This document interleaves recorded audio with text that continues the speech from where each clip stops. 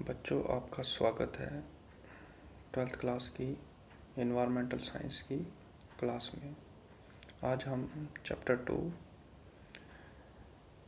Water pollution और topic eutrophication पढ़ने जा रहे हैं। तो ये जो यूट्रोफिकेशन वर्ड है, ये ग्रीक वर्ड यूट्रोफियस से बना है।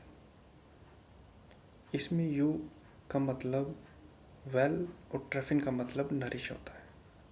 तो किसी चीज़ का अच्छी तरीके से पोषण होना, उसको हम यूट्रोफिकेशन बोलते हैं। मतलब किसी वाटर बॉडी में जब न्यूट्रिएंट्स की कंसंट्रेशन इंक्रीज हो जाती है, जिससे वहाँ की बायोलॉजिकल प्रोडक्शन बढ़ जाती है, उसको हम यूट्रोफिकेशन बोलते हैं। इसकी डेफिनेशन है, eutrophication is an enrichment of water.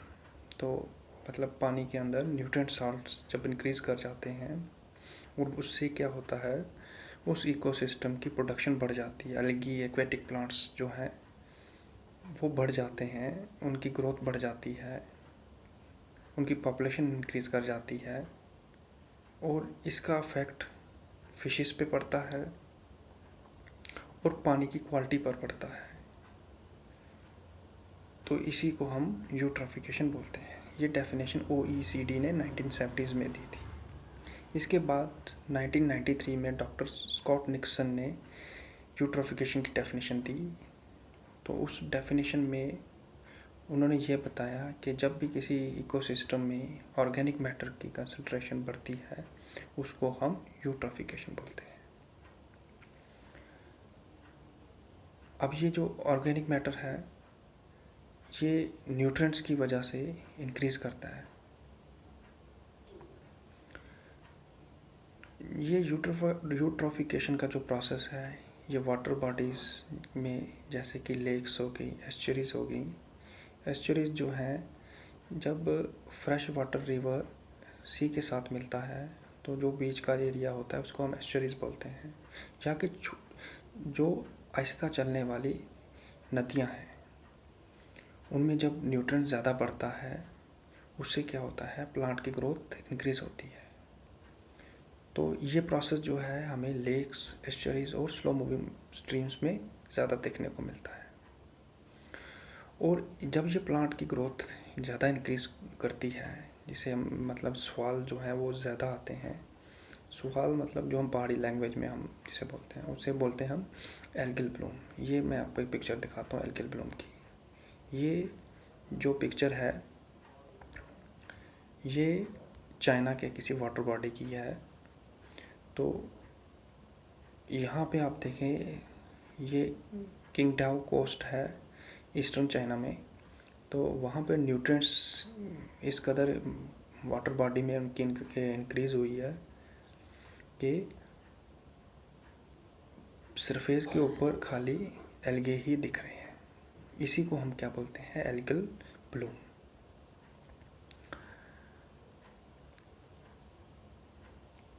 अब ये जब एल्गल ब्लूम सरफेस पर परत अपनी बना लेता है, इससे क्या होता है, उस वाटर बॉडी की जो डिज़ोल्व ऑक्सीजन है, पानी के अंदर जो ऑक्सीजन घुली हुई है, वो कम होना शुरू हो जाती है। क्योंकि जब ये डेड प्लांट मटेरियल डिकम्पोज होता है और ये क्या करता है, उस पानी की ऑक्सीजन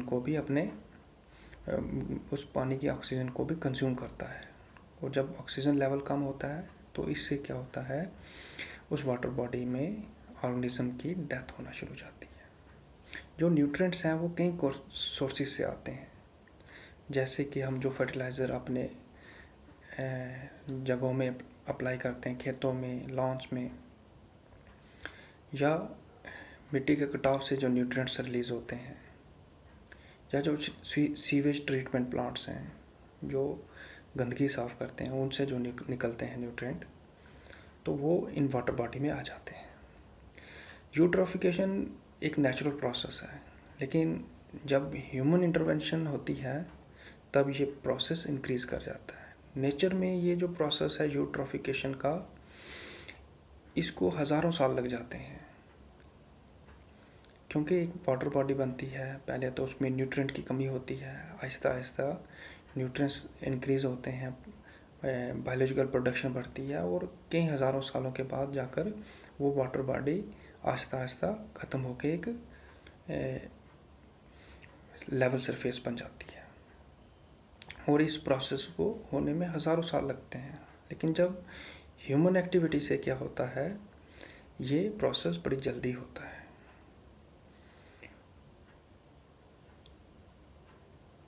तो ये जो यूट्रोफिकेशन है, ये वाटर बॉडी की क्वालिटीज़ को डिक्रीज़ करती है।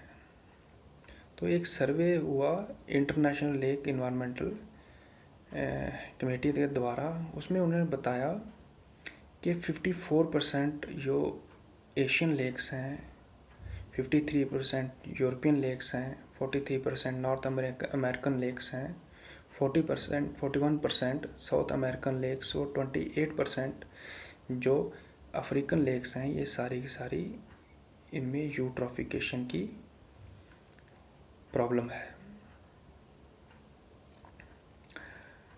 जो यूट्रोफिकेशन है, ये फ़िश की कंपोजिशन को भी चेंज कर देता है, क्योंकि जब ऑक्सीजन का लेवल चेंज होगा, कम होगा, तो वहाँ पर वही स्पीशीज सर्वाइव करेगी जो उस माहौल में सर्वाइव कर सकती है। और जू प्लैंकटन और एल्गी और एक्वेटिक प्लांट, हर किस्म की चीज़ को ये चेंज कर देता है। तो ह्यूमन इंटरवेंस से क्या होता है कि यूट्रोफिकेशन का प्रोसेस बड़ी जल्दी हो रहा है। इसको हम कल्चरल यूट्रोफिकेशन भी बोलते हैं। तो कल्चरल यूट्रोफिकेशन जो प्रोसेस है, इसमें न्यूट्रिएंट्स जो हैं वो वाटर बॉडी में ह्यूमन बींग्स की वजह से ज़्यादा मिकदार में पहुंचते हैं, और जिस वजह से वहाँ की कंपोजिशन चेंज हो जाती है।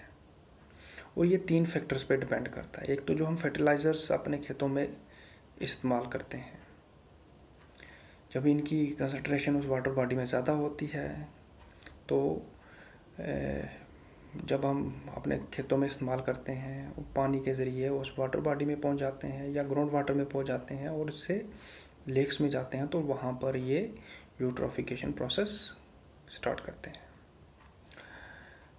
क्योंकि जितना हमने फर्टिलाइज़र अपने खेतों में डालना होता है, उससे हम एक्सेस में डालते हैं और वो इन वाटर बॉडीज़ में पहुंच जाता है।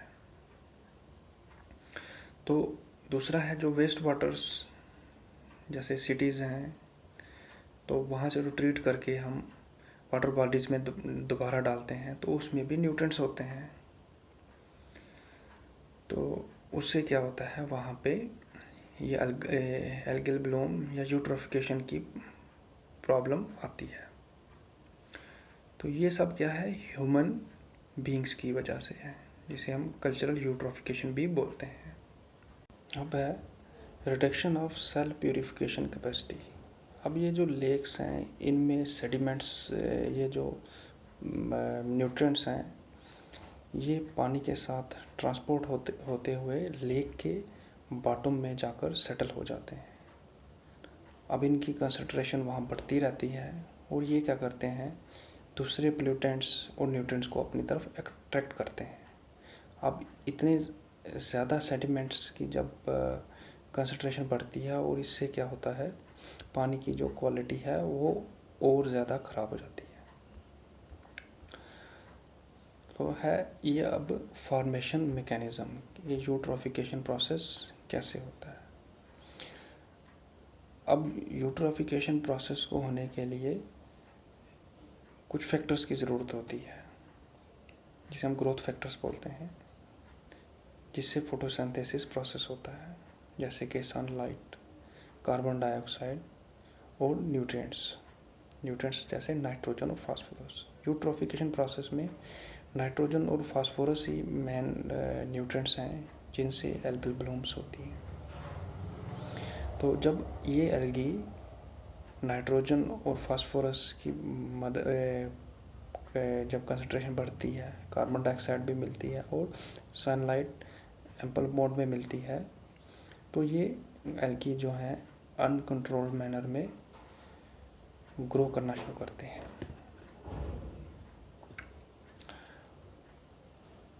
और इसकी वजह से क्या होता है, लार्ज बायोमास बनता है, और जब वो